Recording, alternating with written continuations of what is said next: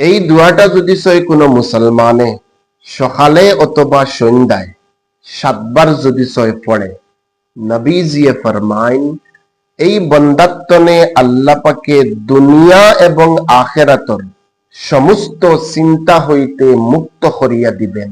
সুবহানাল্লাহ।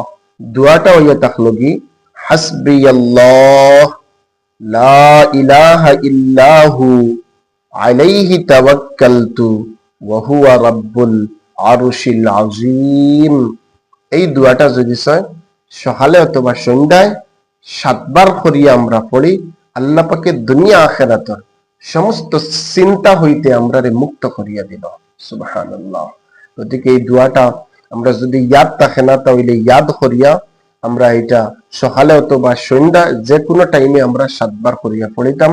এই হাদিসটা হযরত আবু দারদা রাদিয়াল্লাহু তাআলা আনহু থেকে রিওয়ায়াত।